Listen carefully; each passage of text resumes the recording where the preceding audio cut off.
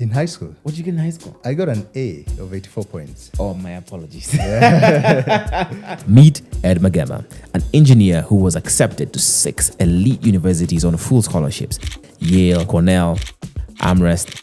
I was a Kitale boy, villager, who just happened to be curious and had this internal sense of like I also deserve to be in the top league. His story starts in Kitale, where very early on, he begins his entrepreneurship spirit, selling fish at the market and using leftover maize after the harvest to try and make a little cash. So go out there, we're doing fishing somewhere in a dam.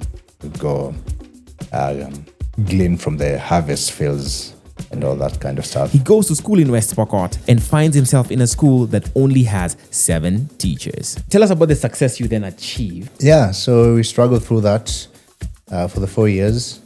And then Ed unfortunately loses his mother at the tender age of 12, and from then on is under the support of missionaries. So at that time, we were being taken care of by a missionary couple from Virginia, US. Ed talks to us about how he decided which scholarship to take on. Yeah, so I have all these letters. I'm like, so I'm just like... The average scholarship offering him $65,000 a year.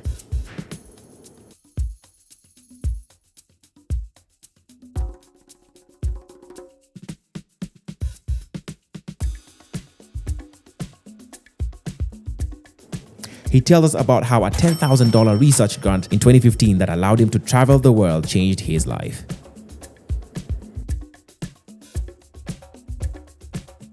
Everybody was getting 10,000 Yeah. if you're like in the top.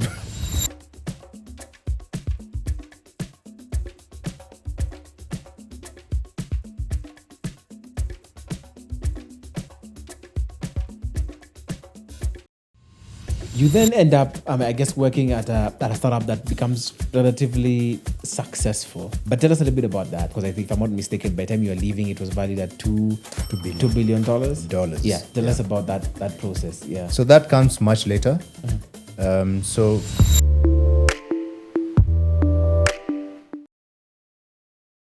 Hey everybody, welcome back to Financially Incorrect. I am your host, Barrack. It is a Friday, so we have a personal money story for you. I hope you've been enjoying the content, the Uganda edition, the business edition, and the regular Kenyan, stories that we've been bringing to you.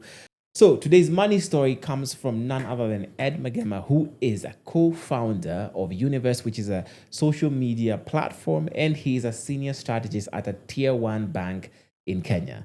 Has an incredible story. I think he has a couple of articles, I believe, in the Business Daily, or articles have been done on him in the Business Daily and the Standard as well. Yes. And now he's going to be Financially Incorrect to tell us his money story. Yes. So welcome to Financially Incorrect. Thanks so much, Barrack. Yeah. And it's nice to reconnect. Yes, actually, we've realized that we spoke like years ago. Yeah, about 3 years or so. Yeah. On the Univus project. Actually, maybe you can just tell us what's Univus, because I think what I read about it was the social media platform by Africans for Africans, and it's supposed to connect multiple, if I'm not wrong, other social media accounts, or did I get that wrong? You're almost there. I'm almost there. Okay, yeah. So essentially, Univus is meant to be a super app that brings sort of like it decomposes all these different social media platforms that you have today into mini chunks, like bite-sized chunks. So you have a mini YouTube, a mini Twitter, a mini TikTok, all of those in one app. And what you want to do is you want African creators to be the first people to use that platform to create content of any type. It could be music, dance, it could be somebody who's talented in doing news, be somebody who's talented in doing theater stuff, comedy, memes, anything that you can think of should be happening on Univus. As you can tell from the name itself, Univers is sort of like a degenerate of the word universe, cosmos. So it's literally many worlds in one universe. So many different social media apps collapsed into one. Okay. Yeah. Okay. Tell me a little bit about your work as a strategist. What does your day-to-day entail, and what kind of work do you do as a senior strategist? Yeah, as a senior strategist at NCBA, who's my current employer, the day might vary. Today, I might wake up and my boss wants me to craft the next 5-year strategy. Tomorrow, it could be focus on Kenya and say, where do we need to be by the end of the year in terms of how our revenues will look like, our bottom line will look like, and how then the different business teams and other functions and departments within the group, what they need to focus on for us to achieve that goal. The next day it could be, listen, there is an urgency for us to completely remove paper from our branches so that we are fully digital, because this goes in line with what we are trying to promise customers, which is you want to be obsessed in serving you. And part of that obsession comes from digitizing and streamlining our processes. So I need to actually go to the branch and be able to work with teams hands-on to ensure that happens. So it varies. And I think that's part of the exciting thing about this role. Okay. I think we've had maybe 2 or 3 people who work within strategy and innovation who I guess have sat on that chair and told us their money stories. I'm curious whether your response will be consistent with theirs in terms of what's the most difficult thing about executing strategy work. I think I've heard responses from the fact that I think within our culture, within our ecosystem, we don't still value intellectual work or cerebral work to that degree, where people like tangible things. So strategies, I would almost say devalued in that respect to some degree. And the second response I think that I've heard a lot is the execution of a strategy is not simple. And that, it's very good. It's all well and good to write down things on paper and have like, this is our goal, this is our North Star, or, whatever new buzzword, people want to use. But then being able to actually get it done and execute it is where like the challenge really comes in. Yeah. I mean, strategy is nice. Writing strategy can be exciting, but delivering that strategy so that you actually see impact at the end of the day is something completely different. It's a different kettle of fish. And I agree with what your other guests have said. But principally from experience, what I've seen to be the challenge is you have a very nicely developed strategy. You've designed it, the board or whoever it is, the leadership within the company have ratified it. But now the challenge comes in when people need to execute it. And remember that within a huge corporate organization like a bank, people have what you call business as usual. So BAU, that's what they like to term it as, is the day-to-day activities, the routine that people are accustomed to, the things that they need to do, and these things are tied to their KPIs, right? So before they move from the BAUs, where they are, at the end of a period, let's say at the end of a let's say half year, right, during the performance review, when their bosses and their supervisors are what their bosses and supervisors are going to be looking at is, did you do these things, the BAU things first before did you execute this strategy as was developed by the strategy team? So given that people focus on BAU, it's very difficult for you to now bring strategy and say, we want this to be on your bandwagon, right? So that's the difficulty. The second is alignment. The second challenge is alignment. So you've written a very good strategy, and if you have not included people from the word go, it becomes very difficult to tell them, why is this strategy important for us to execute? How are we going to execute it, and what is in it for me? That's the interesting thing. Like, even within corporate organizations, people have that self-interest that you need to account for as a strategist. The last one, of course, I think is around inspiration. Are they fully inspired to execute this strategy? If not, it's going to be a very difficult conversation. Yeah. Okay. Yeah.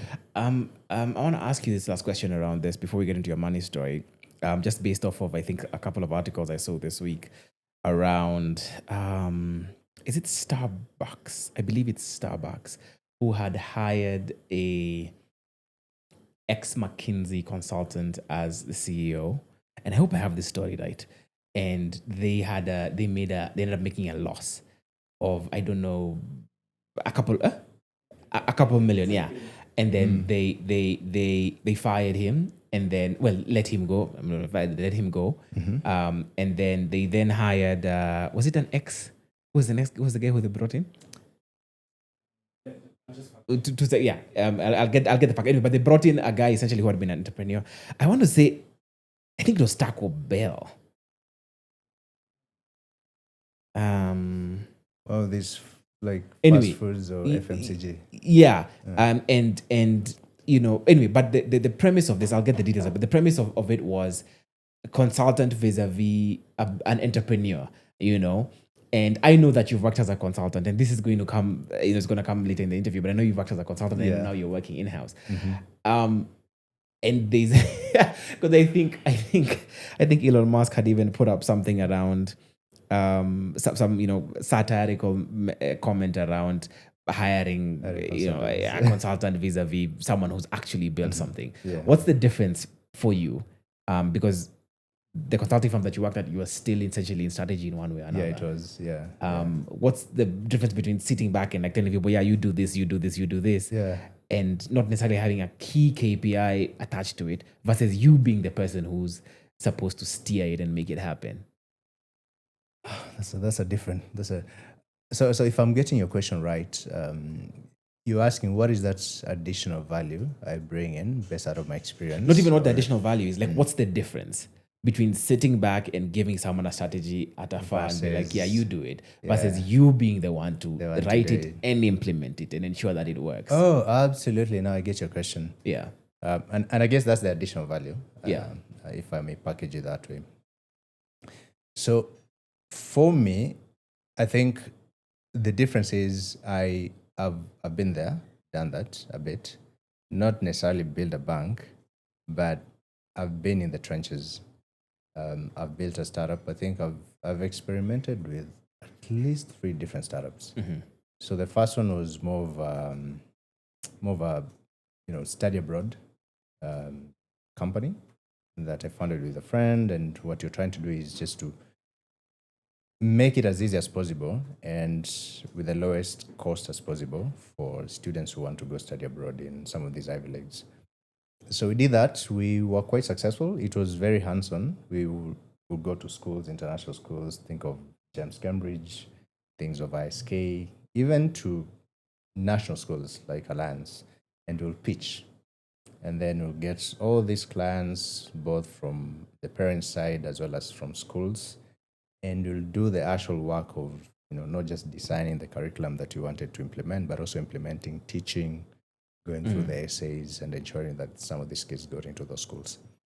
Then later on, I worked in a fintech. So I was the person who operationalized this company called Chipakash here in Africa. So the very first employee number 1, think of Elon Musk and the PayPal mafia. So one of that sort of like connotation. So I was there. I could see what it takes to find the proper hire, train them, coach them, make some few mistakes along the way, and then execute up to a level where you have 1 million customers. Now, coming into a bank and working as an internal strategist, I think that the difference between somebody who's just writing and then giving for others to implement is that there's a disconnect. Because if you've not done it, you wouldn't understand what it takes.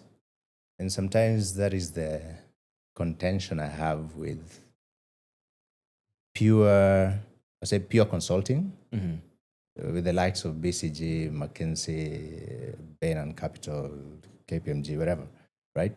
The idea that you write a very good paper and then somebody else implements, there's this chasm in between you. There's this chasm in between you.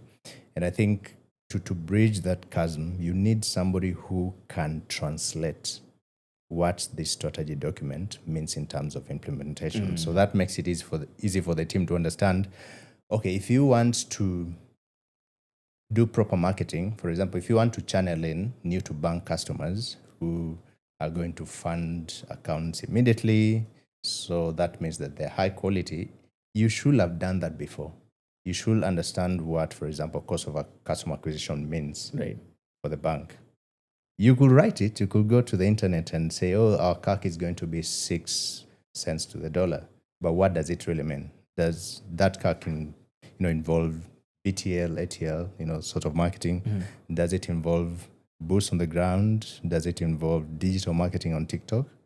If you don't understand that, and if you don't understand what it takes to convince a customer to buy your product, then that CAC is useless. Yeah. If I may say so. Okay. Yeah. All right. I hear you. Let's get into your money story now. What's the origin of your money story? Where does your money story begin? I think my money story starts right off from probably when I was born. Yeah, in the sense that. So first of all, I come from quite a humble background. I would say so. And so you're born into these circumstances, and you don't have a view of what money is. Essentially, you don't have a view of this is how wealth looks like. This is how wealth is created. This is how wealth persists through generations. So you are brought up by parents who are also trying to make it, to be the first ones to finish an education, to be the first ones to get a job, to be the first ones to actually start building wealth. So I'll say that's essentially is the foundation of my money story. Yeah. Paint a picture for me. What does the day-to-day look like? What was your day-to-day from a money perspective at this early on that you're talking about? As a child? Yes. As a child, I would say it was a lot of, okay, so I grew up with a single mother who later passed on, but it was a lot of, you have to go to school, you have to do your homework. And then when schools are closed, then there is this opportunity. But this is now the thing, this is the interesting part. There was no point in time when my mom said, you need to go out there and look for money, or you need to fend for yourself in terms of, listen, I'm just a single mother who's trying to make ends meet. So we had 3 siblings, all boys. You boys need to go out there and do 1, 2, 3 things, manual jobs to get money. No, there was no single time in which she did that. But looking around us, we grew up in the villages of Kitale, and we had these sort of neighbors, these boys who are, I'll say they're quite the go-getters, they're quite scrappy. So there are times where we'll go to a dam and we'll fish, and we'll take that fish back to the local market and sell it to the mama mbogas. There are those times when we would, after the maize had been harvested around, I think, October, November, we'll go to the maize field and try to collect the remnants that had been left. Then we'll shell it and we'll go sell it for some pittance. So I think that was the sort of like the foundation for my scrappiness and entrepreneurship, where I would be like, is there an opportunity here, even in the slightest sense, that I can capitalize on? And voila, I think that formed the way I would look at opportunities even later on, as I will share with you. Yeah. As I sort of was preparing for this, and I guess was reading as much as I could about you and your journey, it seemed like you had and I may be wrong, but it seemed like you,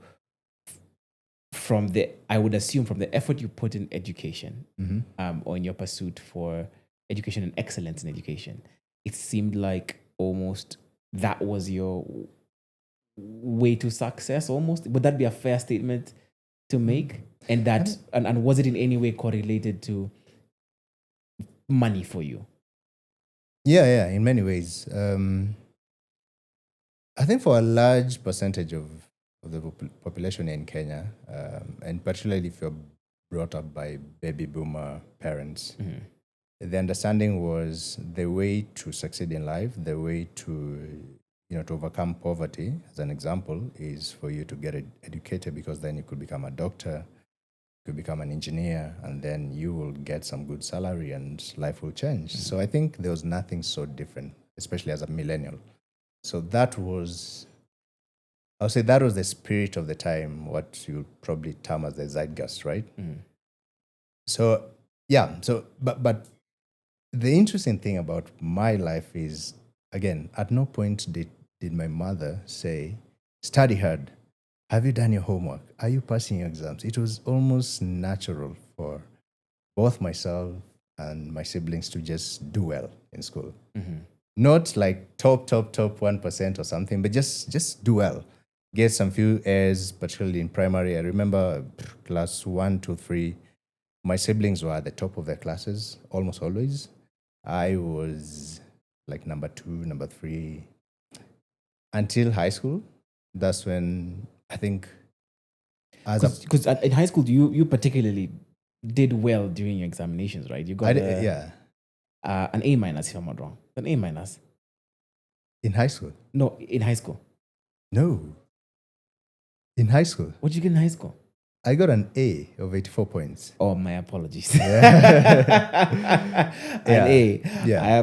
What's the difference between an A minus and an A? The points. I mean, what's the point? What's the points? Of course, there's a difference. What's the points difference between an A minus and an A? So at least from the classification that they use here in Kenya for 844, an A minus caps at 80 points. An A starts from 81 to 84. Okay. Yeah. Okay. Yeah. Are you asking what's the difference between an A student and an A minus student? No. Credit. Colleagues look at me with disgust, and I'm I genuinely did not. What do you mean? I genuinely did not, because you. What did you get? I didn't do the Kenyan. You did IGCSE? I did the IGCSE. Still, what did you get? At my A levels? Yeah. How many S's and A's? For my O levels, I had. Okay. I'm not trying to put you on the spot. No, I'm telling you. I think I had like maybe 4 or 5 A's and a couple of B's. What did you have in math? An A. Okay, Yeah. you're safe. Anyway, okay. No, the reason I was asking, because I was like, you were clear like an A minus, like you're confusing an A minus and an A. Yeah. So I'm like, don't you know? Anyway, so you end up getting an A in high school, right? And if I remember correctly, you're in high school in a remote. I was. Yeah. In a remote school. Maybe so just a little bit about that. This is the moment. Hold on. Collins has an issue. You're getting like this story without. Like he was a top student in grade. Yes, I know he's a top student, and he's going to get there. I want him to. This is the disconnect between IGCSE and KCSE. No. No, it's not. Well, maybe it's a bit of a disconnect. Mm-hmm. I mean, maybe it's a disconnect between my connection to doing well in high school. Because you see, like for me, like I mean, A minus A, I'm like whatever. It's like this guy for Top Gear. What's his name? Jeremy Clarkson. Every year when the A level results are released, every year, and you can go and check this, he has a tweet that he releases, and he was like, for all of you who have failed, don't worry, I had 2 E's and a U, or whatever it is that he says, and right now I'm sitting on top of my Ferrari. Nah. You know, every year he has that statement that goes out. So I don't know, I feel like maybe for me I'm just a little less. He also went to Alliance. So, you know, yeah. So that's why he also possibly so offended about this A minus A thing. And I'm like, it's a top school. It's like, they don't play. They anyway, come to play. To do you justice, tell us about the high school, the high, and how, and being one of the top students. Yeah. So I want to connect that to the inspiration for why I moved from, I'll actually say, as much as I said I was performing well, that was like in lower primary. That is like in grade 1 to 3. But after that, from I think grade 5 to grade 8 equivalent, IGCSE, I was nowhere near top 10 until grade 8. What happened? I was like, I think I literally gave up on especially math. And that's the irony, because today here I am a pure mathematics degree holder. It was once we started doing this long form division in class, I think grade 5, I was done. I was just like, I can't collect this thing. There's no inspiration here. I was done. I gave up. So everything else had to suffer. Science, I was so terrible. I couldn't tell you the primary colors. Oh yeah. And it was just because I wasn't interested. In school as a whole. In school, yes, in education. But I was incredibly interested in like reading novels, the Sweet Valley Highs of that time. And then I was also I used to pore over like the dictionary because I wanted to learn as much as possible, like new words. Did it have any Build my connection to vocabulary. Eminem at all? Did it have any connection to Eminem at all? Your pursuit of the dictionary. No. When I was in primary school, I remember hearing that Eminem used to study The dictionary. to Yeah, get. that's and why it was so lyrical. Okay, the dictionary. No, as well. it wasn't. Anyway, yeah. But around that time, I think growing up with my cousins who were more exposed to the rap culture in the US, I was also listening a lot to Tupac and Eminem and Dr. Dre, all of those gurus. I mean, those giants of the rap industry.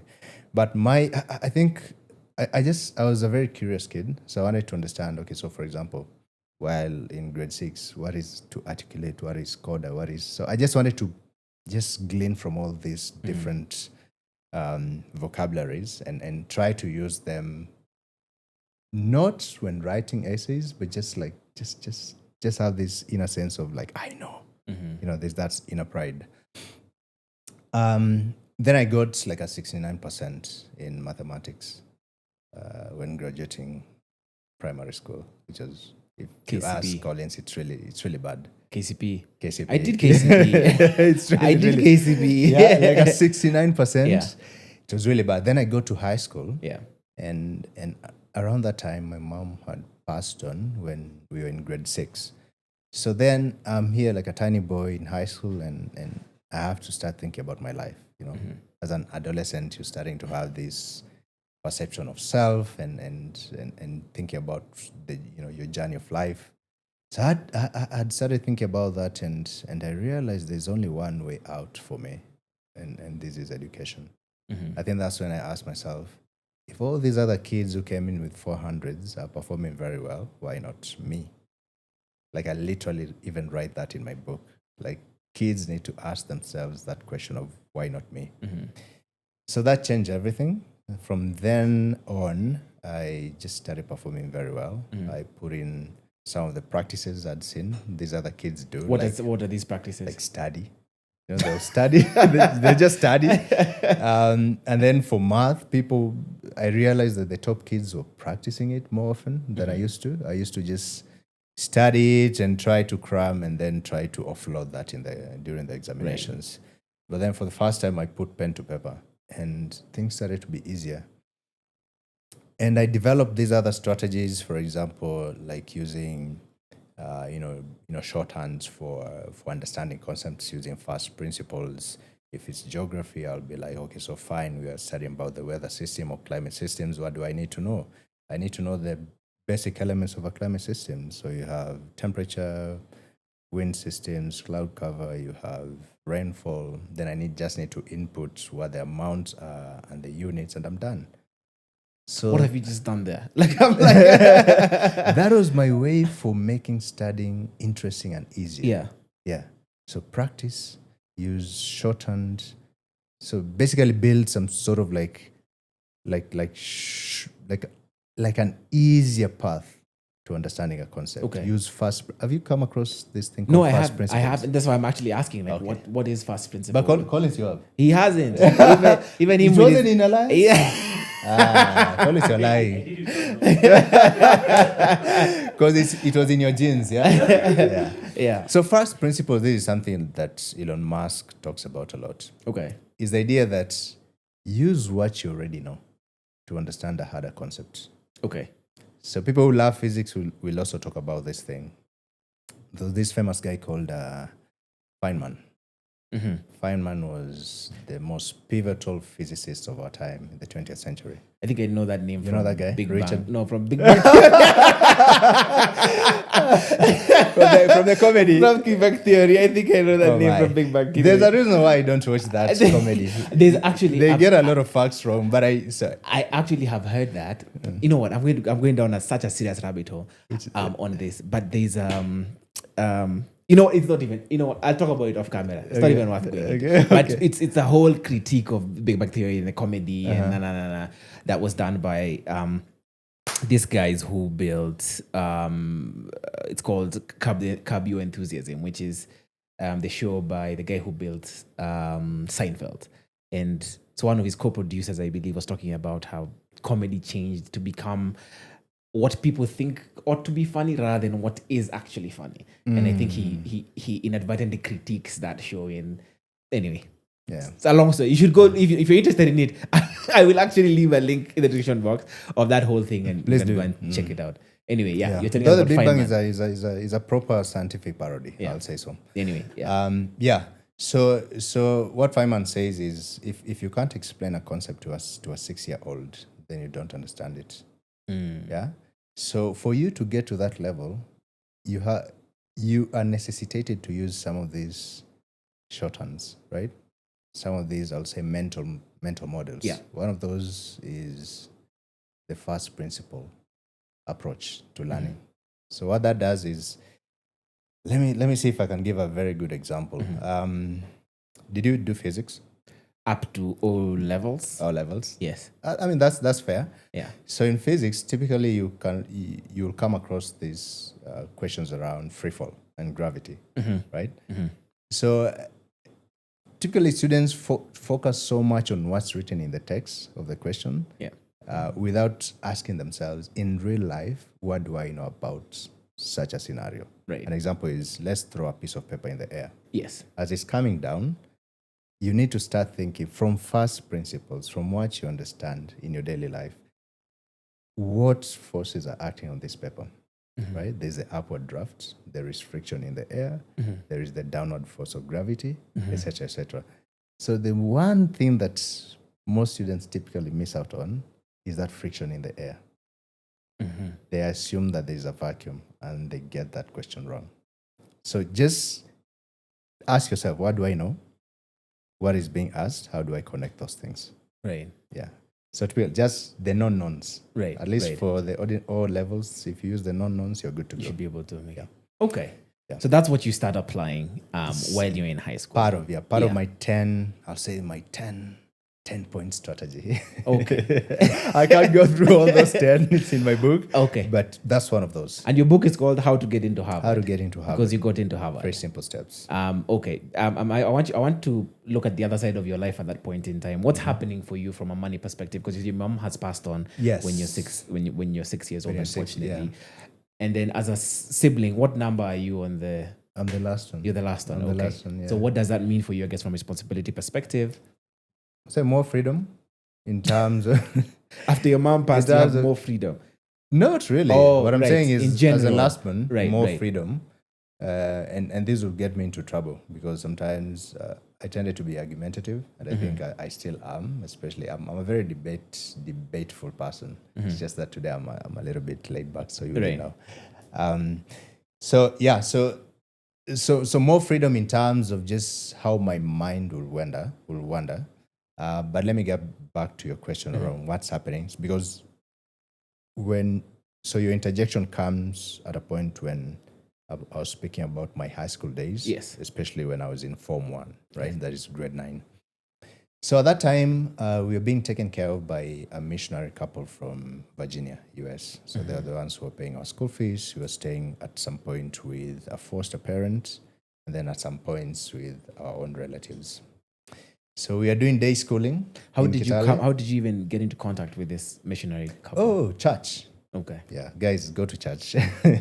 It might change your life. So that's how we got to know them. So we were very dedicated, let's say, family to that church. So they saw that we helped them to build the church just when they had arrived in Kenya, in Kitale. And so when our mom passed on, they were like, we are open to helping you guys. Okay. We can see the dedication to our church. Okay. So around that time, of course, things are very difficult, to be honest with you. You know how kids say, I was brought up without, we were only using like Blue Band or some sort of margarine on bread. Some of us were not even having that bread. I don't know whether you understand that. I mean, I understand the theory of it. Of course, I don't connect to it in a realistic sense, but I understand. So I understand I understand the words you're saying to me. Yeah. So there are those families for whom this is a reality. Yeah. that you wake up, the only thing you're having is there's this thing called strong tea. So Yes. strong tea is essentially just tea leaves, And sugar, water. Yes. And that's all you have for your breakfast. You have to run to school, right?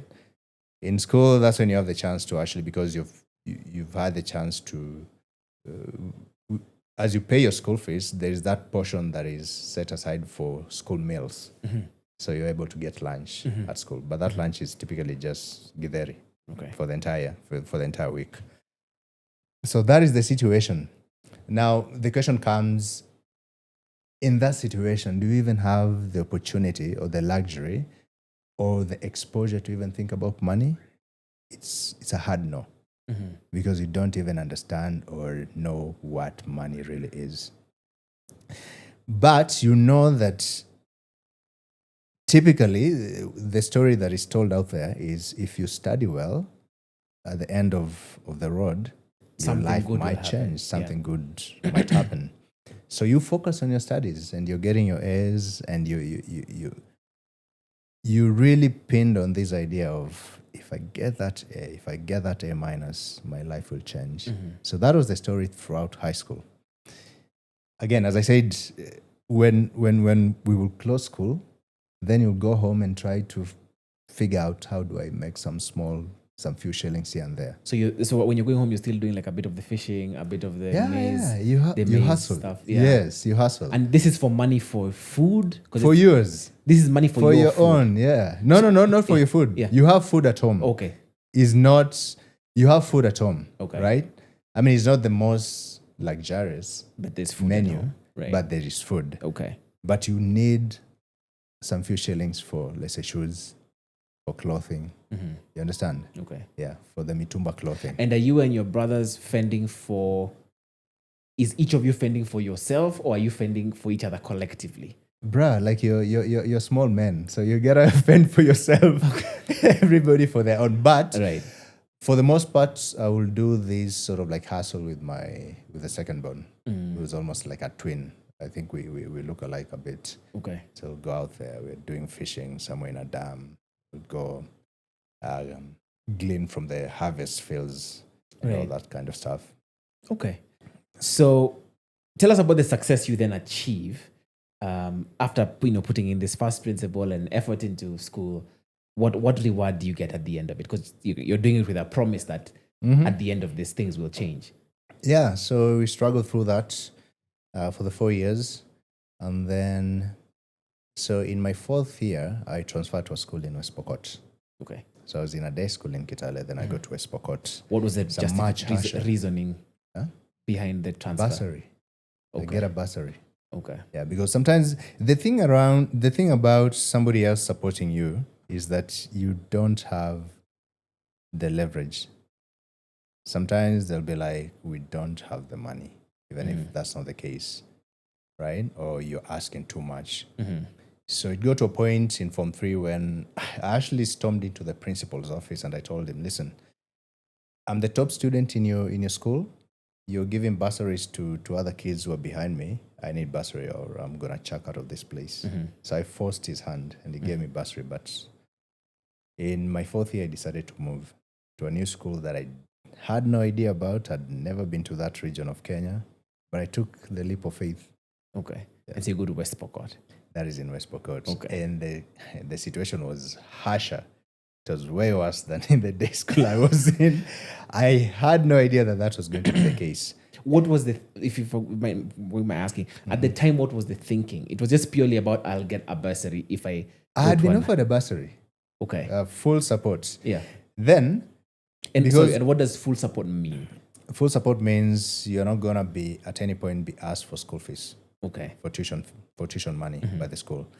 Then there are 2 other reasons why that made sense. That shift made sense for me. The other one was, in that district, there was no history of performance. So there had never been any student who had scored like an A minus. I think the best had been an A minus. There had never been an A for the entire history, like since the founding of Kenya, in that district, West Pokot district, not West Pokot, Central Pokot district. It had big schools like Ortum Boys, but the best grade had been an A minus. So I saw a chance for me to sort of like get an opportunity there in terms of if I become the top student, then I stand a chance to get into Equity Bank. So get employed by Equity Bank, because at that time, Equity was employing the top students from each district in Kenya, Okay. around 209. Okay. The second reason was because that was a hardship area, the Kenyan, Kenyan as we know it, was providing full scholarship to the top student. Just A full one university. person. Full university, right? Okay. But now here's the catch. They will require you to have an A of 83 points in a place where there had been no A. So I was like, what the hell is this? But anyways, I took the chance, went there, became the first student to score an A minus. Before in you the even district score mocks. the A, because I'm curious about the process to get the A. What's the teaching process? Oh man. And are you potentially sacrificing better teachers for this outcome? Absolutely, I was, but there was a trade-off. So I get into this school. So as I said, so there are these opportunities that I could see, which I wanted to tap into. So I got there. I make that decision. I'm quite a high risk taker, I would say so. But a rational one. Let me point that out. if there was one, okay. Yeah. So I take that leap of faith, go into this school called Weiwei Secondary School, St. Paul's. And very soon I find out that we only have 7 teachers. In the other school, we had enough teachers. So there are only 7 teachers from Teacher Service Commission. And there's no water in school, so you have to trek like 5 km to go fetch water. Every From day. a river or from an irrigation scheme. There's like a huge pipe with gushing water. So like boys will go there. Yeah. First of all, there was a neighboring girls' school there called Father Leo. That neighboring girls' school had some beautiful babes, man. So our guys will date them, but I will tell them, guys, listen, you're wasting your time. You'll get all of this stuff once you're out there. Yeah. Focus on your education. I think these guys today, if they listen to me, they'll know I say the truth. Yeah. But anyway, so we'll go to that big pipe and just dive in, and we are naked there in the field, and you're just taking a bath. Then you'll collect water, jerrycans, come Go back. back to school. So those are some of the situations within that school. Now again, as somebody who will see an opportunity even in the slightest sense, so noticing that there were very few teachers, what I did was I started teaching other students. Okay. I just took that initiative. I tend to have very high self-initiative. So took that initiative, started teaching the other students. So I will teach geography, I will teach math, I will teach physics, I will teach chemistry. And you're teaching people beneath you or teaching even people at your level? Now this is in grade 12. So my last We year. can just use... So I'll just teach my own class. Okay. So Yeah. you teach Form 4. From 4s. Okay. We were a very small class, bro. So you're like teaching, we were only you're teaching your 31. cohorts. You're teaching your cohorts. Yes, yes. Now here's the interesting. Here's why I go to that level. Yeah. Here's why I got into that situation. So our geography teacher, as an example, it was, I wouldn't say he was a lazy guy, but he was a crafty guy. So he had these other side hustles away from teaching, and so he'd be like, wait, let me just give somebody within the class who I think is smart, because he had recognized that I'm smarter than the other students. I'll give Ed this chance to teach the class, and I can go away and just do my hustles. So how did that come about? He will set like a test, and he'll say, if anybody gets an A, and around that time, an A was like, I think he had set it at from 85 going up. So if anybody gets an A in this paper, I'm going to give them 200 shillings. So I scored like a 90. Then he's like, who is this kid? So I'm still new, remember? Then he will up the ante and say, if anybody gets a 92, I'm going to give them like 200 bob. Then I get like a 94. I'm like, hey, who is this kid? So he started noticing that, and he was like, why don't you just teach the class for me? That's wild. Yeah, and then he will pay me for it. So I'll start making money. Yeah, and I'll demand it. I'll be like, I told the class, bring my money. So that's how I started making money, and my suffering in West Pokot started to decline. Yeah. So are you doing this for all the subjects you're teaching? You said you're teaching geography, you're teaching... Unfortunately for the other classes, no. And here's why. So for math, the teacher was very dedicated. But here's the deal. So sometimes, because I was a very curious kid and I was just wanted to know as much as possible, and I wanted to challenge myself as much as possible, I'll dig into I'll like complete the syllabus way ahead of the teacher, and then I'll dig into all the questions, every single question I think I did in all the books that you were given, the syllabus books. So I'll find the hardest question and then take it to her after I'd cracked it, and then I'll sit and watch. After you had cracked it? And I'll sit and watch and see if she's gonna struggle.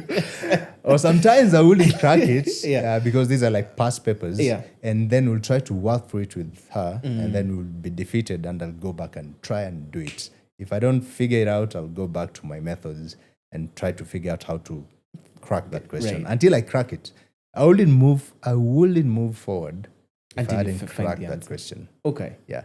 So I'll crack it, then take it back to the teacher, and then we'll come show it to the class. So that is for physics and math. Yeah. For chemistry, I challenged the teacher one day while she was teaching something in electrochemistry. So she mislabeled one of those what are they called? One of those rods in electrochemistry. So instead of saying this is the cathode, she said it's the anode. So I pointed it out in class, and she was furious. She stormed out and she said, "You're going to teach chemistry," and that's how I ended up teaching chemistry with no pay, without any pay. Yeah. Yeah. Okay. So yeah, and that really helped me to now, like, it made everything easier because, as this confusion saying says, show me and I don't know, Yeah. remember. Then the last bit is teach me and I'll never forget. Yeah. Yeah. So essentially, this Tell is me- what. Tell me and I'll forget. And no, tell me and I will remember something. Yeah. Show me and I will understand. Teach me and I will never forget. Yeah.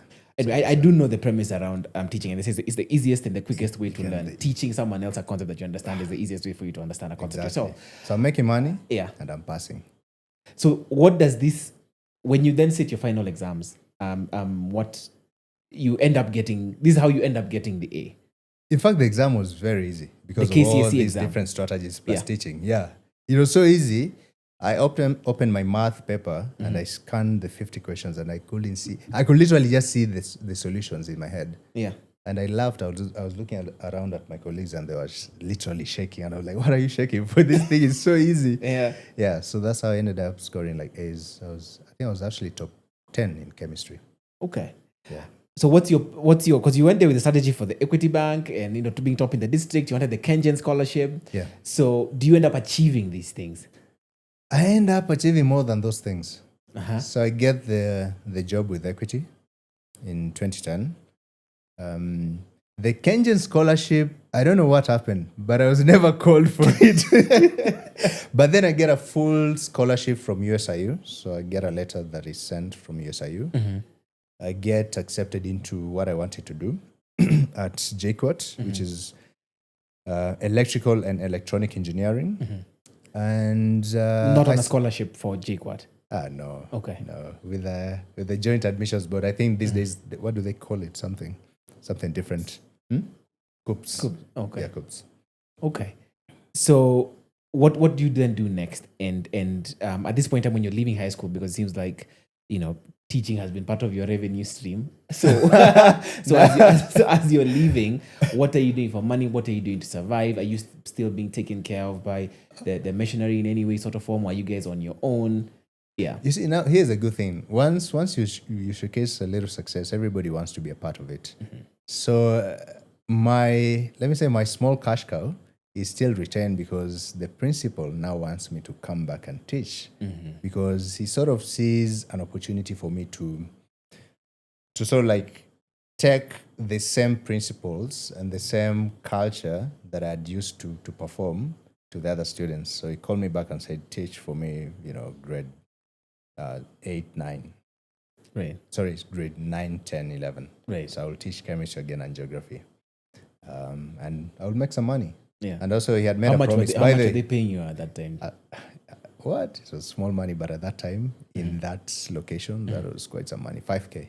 Okay. That's per a month or Per month, yeah. Okay. But also you're getting free housing, getting free meals. So the 5K is like, okay, what do I do with And this you're money? still working at equity at this point. No.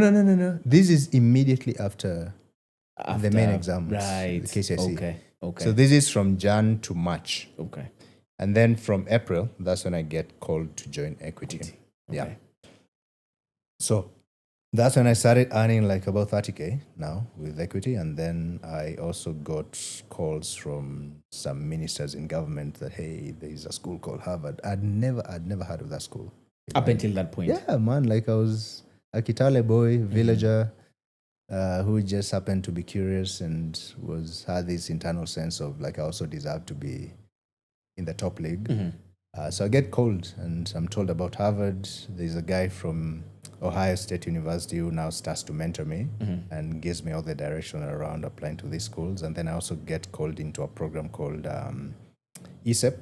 So there's KENSAP and ESEP. So I didn't get into KENSAP because I said I wanted to do medicine. They're like, dude, there's no medicine in What's KENSAP and undergraduates. what's is? KENSAP stands for Kenya Athlete Scholarship Project.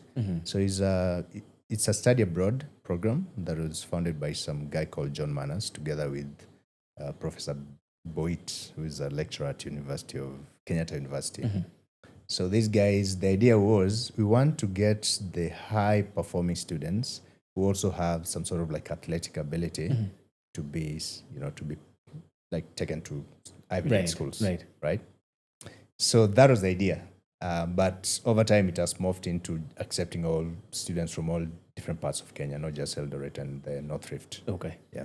And so this and the other one is it ESEP. ESEP. So ESEP now became a sister program to KENSAP for the kids who didn't get into KENSAP. Okay. So I was the top student that year while applying to KENSAP, but I didn't get in because I wanted to study. I said I wanted to study medicine or aerospace engineering. So they say this is going to be difficult because Ivy Leagues don't offer medicine in undergraduate. Okay. Yeah. So I got into ESEP and, did the applications extensively for about 4-6 months. And I got into 6 schools, including Harvard, Yale, Duke, and all those. So what are the Ivy leagues that you get accepted to? The Ivy Leagues, so there was Harvard, Yale, Cornell, and Columbia. And then the 2 other non-Ivies were Duke and Amherst. Okay. Yeah. And are these scholarship related or you'd have Full scholarships. all of them on full Yes, scholarships? full scholarships. Okay. In fact, the money was so good. I think Duke gave me the best scholarship. They gave me like 7,000 just for research per semester. And they said, in case you need more, just let us know. Okay. Then they really wanted me to go there, but I was like, yo, bro, this is Harvard. I'm going to Harvard. In fact, Harvard was my last option. I could never imagine getting in there because I was like, this is reserved for the best of the best. I don't think. And here's the other thing about myself. I always doubt myself. And what that does is it makes me do more. Yeah, I think it's both. It's like a double-edged sword, right? Somebody from outside will be like, but you're brilliant. Why are you doubting yourself? But I understand that by allowing myself to doubt me, I keep pushing the envelope. Yeah. So I was like, Harvard is so hard to get in. I don't think I can make it. So I was like, let me apply to Brown. But Brown's application was so complex. I was like, nah, I don't have time for this. So I looked at Harvard's application on Common App and I was like, it's so straightforward. So I applied and I was extremely surprised that I got in. Okay. Extremely. So once you get in, once you get in, you decide you're going to Harvard, right? Once they give you the acceptance letter, you decide So I have all these Harvard. letters. I'm like, so I'm just like, what was Harvard offering you? I mean, in wringing terms my of in hands. terms of the financial, because you said Duke are offering you up to $7,000 in research per semester. that's just research. That's just research. Yeah. And so when you look at the full packages financially, what are the Average offers? 65K per year? Yeah. Okay. Right now it's around 100K because of inflation. Yeah. But around that time it's 65K, which is was about. And so this would 7M. cover your tuition, would cover everything. Cover tuition, Okay. cover room and board, cover dining, Okay. everything, the entire shebang. Yeah. And the good thing, again, talking about money, and I think exposure to money is good because after everything else had been deducted, so all the different components as you've mentioned, I'll get like $3,500 left in my account. That is per mine to semester or claim. is that per year? That is per year. Okay. That is mine to claim. So you'll just say, yeah, financial aid office, I want that cash. Yeah. And then I'll put it into some projects back here at home. Okay. Yeah. So that's what essentially you do with your money once you get to Exactly. Harvard. Yeah. So as you can see, it was graduating, right? Yeah. Starting from gleaning maize farms to teaching to working in a bank to now getting scholarship money. Yeah. Real good money. Real good money in dollars. So what was your experience like over those? Are you in Harvard for 4 years? 4 years. 4 years. What's Yeah. that experience like? Intense. Yeah. Intense. I don't think my mind. I don't think my brain has ever been stretched like the way it was stretched at Harvard. Yeah, intense, and the pressure is not just because the curriculum is difficult. Rather, the program I was pursuing was difficult, which was pure mathematics. I also did some physics, chemistry, biochemistry, stats, some government, a couple of other stuff. Right. So from an academic point of view, it was very intense, but also the pressure grows because you have these extremely talented as well as extremely intelligent like people, some who are way younger than you, who make you doubt whether you actually even are supposed to be there. Like very, very smart. Remember there was this girl from Nigeria. We were in the same math class, and I would be like, this math class, I'm gonna kick us. And then I'll get like at 92, 94%. And so I'm thinking like, whoa, I think I've beaten this girl. Yeah. Or rather, I'm probably at the top of the class. And then she comes to me and she inquires, okay, so what did you get in your math paper? So and I'm like, I always support this girl do her P sets, her problem sets. So I don't think she's anywhere near where I am. Yeah. And then she flips open a paper and she has a 98, and I'm like, damn. So that was the situation. Yeah. Are you able to paint a picture for me for what the pressure is like and I guess the question is coming from the context of a lot. I think people would say, I'd want to be in Harvard, or I'd want to be in an Ivy League school, or I'd want to be in a school that pushes me to that kind of intellectual realm. Yeah. But I'm trying to see if you can paint for me a picture of what it is like to be pushed to that sort of space and whether everybody can handle it. I don't think Harvard is for everyone. From an inspiration point of view, yes. Like, I want to go to Harvard. That's amazing. That's awesome. Right? But being there is a different ballgame altogether. The academic pressure, the pressure to get an internship in Wall Street or Silicon Valley is immense. You walk in, and this is what typically used to happen. So these big firms like Goldman Sachs, Morgan Stanley, Google, Microsoft, they will actually come and do recruiting straight from campus. They'll come and sell their proposition to campus students. It's not you going to their website and saying, I'm looking for an opening internship role. It's them coming to campus and pitching students because they know this is like a fertile ground for some of the best students in the world.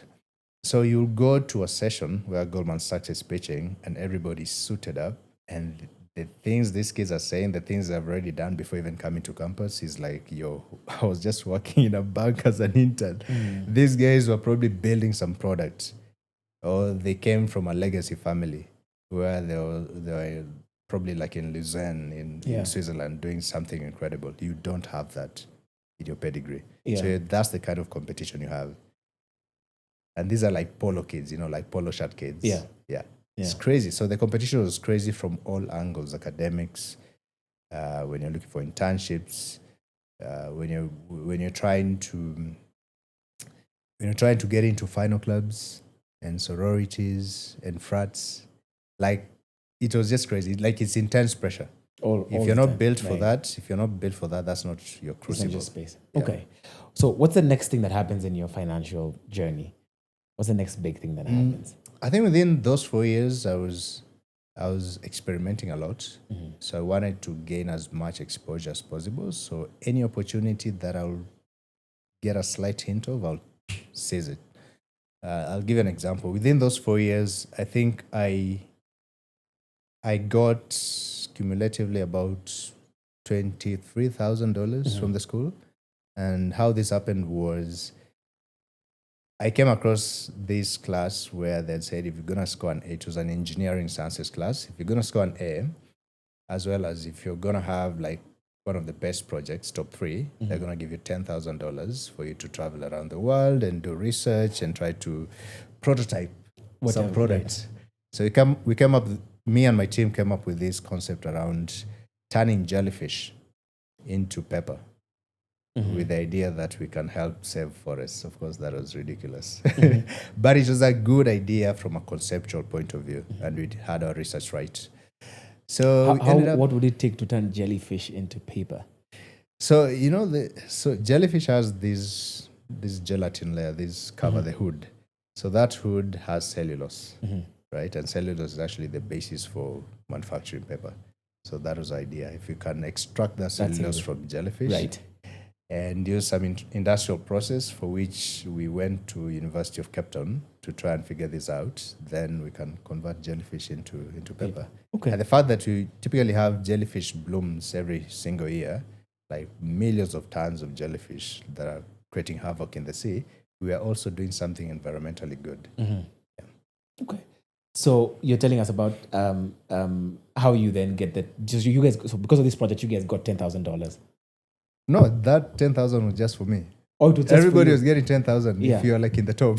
Oh, everybody gets Yes. 10,000. Okay. Yeah, so you go to France, you go to Paris, you go to Nice, I go to Monaco. So I'm exposing myself to the world. I go to UCT, stay in Cape Town for a month, and I still come back with more than half of that money saved. Okay. Yeah, so pour it into a project again. And by a project, you mean putting money back Farming. here? Yeah. Yeah, stuff like that. Did any of those things work? Any of the things you're putting money back into here? Yeah, they did, yeah. What was the Though most... I lost some money in between. That's why I'm never going to do farming unless I'm a billionaire. What is the most successful entrepreneurship project, I guess, that you put money into back home during that period? I think farming, maize farming. Yeah. Yeah. How much did you put in? What did it take? How much are you getting out? I think I put about probably 150K. Kenya or shillings? 200, yeah. Okay. At that time. And I harvested, let me not say the amount that I got, but I harvested quite a good number of bags. Yeah. Yeah. And you're able to make a profit? Yes, of course, yeah. Okay. Yeah. Okay. That was a good year. There was Yeah. good rainfall. I think farming mostly, if there's good rainfall, all other things held constant, you're going to reap some good profit. Okay. Yeah. So what then happens after the 4 years? After you're the done? 4 years. Yeah, after you're done.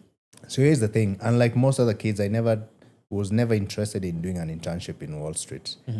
I tried at some point. I'll get flown by McKinsey to New York to do like some final interviews, but I didn't get that position. But I was never, and then I got some opportunities in San Francisco with Dow Jones, but I never pursued it. So immediately after graduation, I came back. Yeah, so I packed my bags. I think I was literally done with the US. Let me say so. Yeah, for some few reasons. One of them being around that time there were issues around Michael Brown murder by the police. There were issues around. There was a guy who was in New York who was selling some, I think, contraband cigarettes, and he was choked. I can't remember his name, but all these things were heavily affecting me. I think I tend to be a socially conscious person, and this sort of like racism was, I think it was deeply affecting me, and I thought it was time to pack and come back. Yeah. Okay. So what are you coming back to do for money at that point when you come back? I look for work. Yeah. Employment, not entrepreneurship. Employment. But that wasn't the first real thing that I tried to do. With a couple of friends, we tried to build a media company.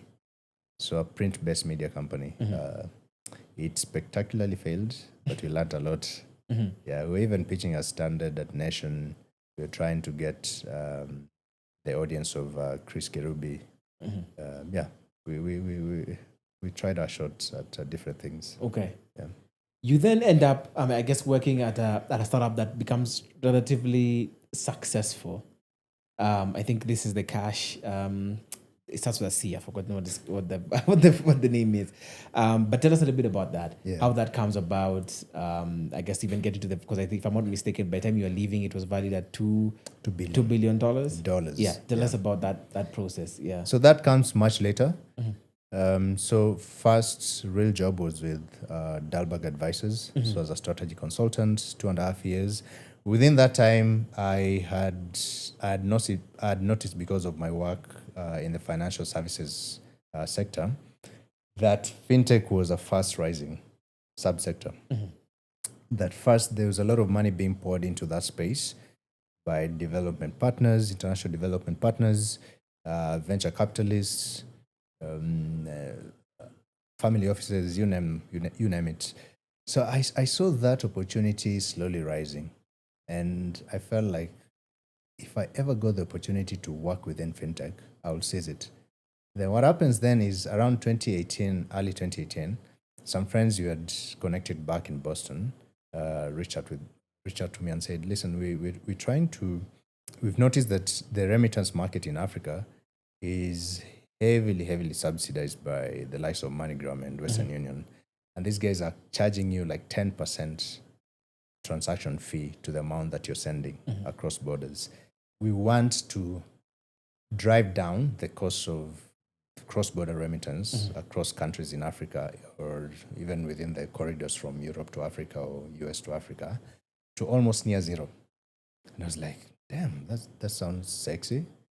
Tell me more. So they sent me a link. I tested it and like, this is amazing. Within 3 seconds, you could be transacting, complete that transaction with somebody you're sending money to. I want to be in. So I consulted with these guys for free pro bono for like, I think 6-8 months. And then it got to September, and I was like, I had become so tired of just doing, stuff that didn't involve me being there hands-on. So I quit my job with no plans, again, as risk taker, but a rational one. Because I saw this opportunity. And I told these guys, listen, I believe in what you guys are building. Let me help you do it. So I helped them to register the business here in Kenya, to operationalize, literally even finding the office for the business. Hiring the first few departmental heads as well as every single other employee, and getting the engine started. And also scaling it across East Africa. What was your money situation in this period? When you're getting into Dalberg and working at Dalberg, what are you making? How are you spending your money during that period? And even when you're quitting, without a plan, like how are you surviving financially? Because you have to. So I'd saved. So I think I'd built a strong culture of saving. So I'd saved quite some amount. So that is what I was riding with for the 2 months that I wasn't getting paid by these guys, by the new guys, the cheaper cash guys. But of course, once we had raised, I think our seed round was about $3.2 million. Yeah, that's pretty big for a seed round. Pre-seed, actually, I think. So once that was raised, I was able to negotiate now for a better package. It was very solid for around that time, and at my age at that time, it was pretty solid. You don't want to tell us what you're making at that time? No, I don't. But it was a 6-figure. I'll say, should I use a percentile? I would say in the 60th to 80th percentile. That would be difficult. Give us an idea. Are you closer to the million, closer to the $500,000? That's exactly what I'm saying. Yeah, 60th percentile, 80th is closer to the million. Okay. So I was making good money, started saving, started thinking about investing in stocks. Okay. So even so are you able to give me your budget even in percentages of how you're spending your money at that point? Like at that point, how do you budget your money on a monthly basis? So I was trying. I used to have this philosophy of, or rather, I still have this philosophy of save at least 30%, and then the rest it's okay. It's okay if you consume. It's okay if you consume. So save, invest at least 30%. So the rest will go into, for example, me supporting a kid I'd adopted to finish high school, go through campus, also support family, and have live a good life. Okay. So that's sort of this period of your life at that point. Yeah. What comes next? Because I think you work there for 2 to 3 years, if I'm not wrong. No, just a year. Oh, it's just a year. Unfortunately, just a Okay. year. Uh-huh. I think now here's the thing. So it was a fast growing startup. Mm-hmm. We scaled into 4 or 5 countries within a year, got to 1 million customers within a year. So it was like a bliss scaling startup, if you may put it that way. What made it grow so quickly? And I think we had our marketing right. Yeah, we built our marketing right. Like the product hacking was brilliant. The customer referral engine was built into the product. You could refer a new customer, you could get something in return. We built some bonus points in there. We heavily invested in below the line marketing. We had some critical partners who we knew if we worked with this partner, especially if they were like an original equipment manufacturer, OEM, then it will take up our installs like very, very quickly. So I think the guys were brilliant. The team that we had put together was quite brilliant. Yeah. So we got to that 1 million very fast. Then we raised a Series A of $13.6 million in 2019. So things were on the uptick. Yeah. So you see that hockey stick. Yeah. You are literally past that valley and you're going up started now. to So how did you end up inflect. leaving? How did you end up leaving? Or why did Now, you leave? the thing with high growth startups is typically that if you're not careful as young founders, you will get the culture wrong. You get the growth right, but the culture wrong. So we had our growth right, but our culture was terrible. So that's why I left. Can you give me an example of what terrible culture means? What does Terrible culture typically equates to toxic culture, where the management doesn't listen to logic. It doesn't listen to what the employees are trying to say. If there are complaints, they're just shoved under the carpet. Yeah. Okay. Are you able to give me a bit more? Or are you like in litigation? Okay. Material and public. Okay. Yeah. So you end up leaving. Yes. Okay. So what, I resigned. Yeah. And I decided to focus on Univus. All right. And that's what you built at that point. Again, have you saved enough to be able to allow you to? Yes. Yeah. I think so first of all, now this is around COVID time. So 2020. So I'd resigned and I'd put aside some good savings. But I wasn't just resting. I was still looking for other good opportunities. So I started consulting for another fintech on a part-time basis, still making almost the same amount. So I was pretty much good. But also around that time, I started to write my book. This is how to get into Harvard. Yeah. By the way, I'm not saying that it wasn't depressive leaving that job, because this was everything I'd given them literally my entire life. Like I had completely 100% believed in what these guys were building, and I'd put in all of my intellectual resources into it, all of my heart into it. So it was quite depressing. So I took that time to write a book to overcome the depression, but also to help students who wanted to go to study at Harvard. To just find an easy resource, because it was very expensive. Usually we will charge students and parents about $120K to consult. So here to be then able to get So here is a book that is 1,000 only. Yeah. With more or less the same sort of information. Yeah. Okay. Yeah. So if we come to sort of this other now side of your financial money journey, so to speak, what are the key things that now have shaped where you are now? Could you refresh that? Basically, I'm saying, so we've gotten through your journey, you've gotten through the startup phase, you finished that, you've come back to Kenya, you've built this incredible app, you have now left, and now it looks like you're working on your own business, so to speak, or you're building your own startup. So financially, what's happening for your life at that point in time? So stepwise, Yeah. So one, as I said, I've completed writing a book, so that is actually on sale. So I'm making some money from it. I'm consulting for fintechs and also for international VCs who want to understand African fintechs. So I'm also making money from it.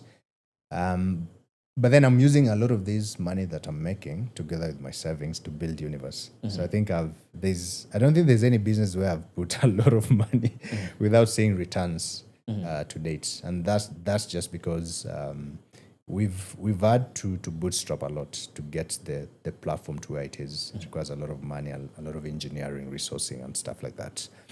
How But much do you luckily, end up pouring into this? I think cumulatively to date, I've put more than 2M. Kenya My own shillings? money, yeah. Yeah. More than. I haven't. Typically for things which I'm completely sold into, yes, I'll account for it, but I don't know the actual summation. Right. But luckily, in 2022, just using my networks, and this is why I think the Harvard education it's not just the paper, it's the networks. So I tapped into those networks and we were able to raise quite a good proceed of more than $100,000. So we were able to scale the platform a little bit, and it got us to where we are. So we haven't raised again, but that's because we don't think we are ready for the next round of fundraising. Yeah. Okay. So what's money like? What's your money philosophy right now? My money philosophy in mathematical terms? In whatever terms you had to give us. I'll say 30% investing, 30% savings. Okay, I actually don't believe in savings. No. Emergency fund, 10%. 30% investments. The rest can oil the engine. Okay. Yeah. And what does financial success look like for you? But also, let me just complete that thought, before I say what financial success looks for me. I wholly believe in putting money to build. So for me, I think I'll be ready to pour money into a venture that I 100% believe in. So investing to build in a venture that has a multiply effect. For me, I think Univus could be that venture for now. I'm not sure what the future looks like. But I'm thinking if today I put in let's say 10 million Kenyan shillings, we end up raising maybe $5 million, right? What is that multiple? Maybe 500 multiple to what I've invested in. And then later on, who knows, if we get to a place where we are now raising through to Series C, D, and we end up IPOing, which is, it's not off the, it's something that is possible. Yeah. I think that sort of approach to money is what I'm interested in. Okay. Yeah, I'm not really interested in savings. It's a multiplying effect and ability to build. Multiply right, effects. Okay. Yeah. So financial success for you? What does, 10 years, what does... Financial success? Yeah. Bro, I wouldn't mind being a $1 billionaire. Yeah. But then use that opportunity to do something for Africa. And that's why principally for me, Univus is very important. It's because I think, one, media is power. And I'm sure you agree with me that if you control media, you control the narrative and stories, right? Yeah. That's why that's why who owns Washington Post? Yeah. Jeff Bezos, right? X, why did Elon Musk buy X? Yeah. It's not because it's not like a fanciful toy. Because he knows he can control the narrative about his brands, all of the Teslas and SpaceXs.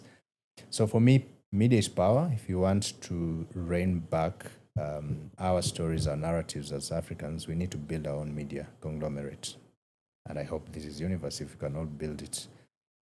Two, the guys who are going to control the era of AI in the next 10 years are the guys who are either generating billions of data points or harvesting billions of data points. For me, the easiest way to do this is via media. If you're able to have multi-channel media platform that aggregates all different sorts of data, then you're getting closer and closer to that point. That's why Meta has Meta AI, which is one of the most powerful AI platforms, and Google too. So that's why I think Univus makes sense for me, and it's part of my financial vision. As your route to billionaire. becoming a $1 billionaire. Yes. Awesome. Thank you so much for coming into Financially Incorrect. I've enjoyed learning about the difference between an A and an A minus. Among many other things, and for the journey. we will put, and I've seen people in the comments who have said this when I've said we'll put into the description box. We will put the description box for your book, How to Get into Harvard, for anyone who potentially may want to read it, may have a sibling, may have someone who might benefit from that information, or from this podcast. Please do share it with them. Clearly, you can achieve, honestly, whatever you want to achieve based on putting your head and your mind to it. Thanks so much for coming to Financially Incorrect. Thank you guys for watching Financially Incorrect. We will see you guys next Friday on the next episode of Financially Incorrect.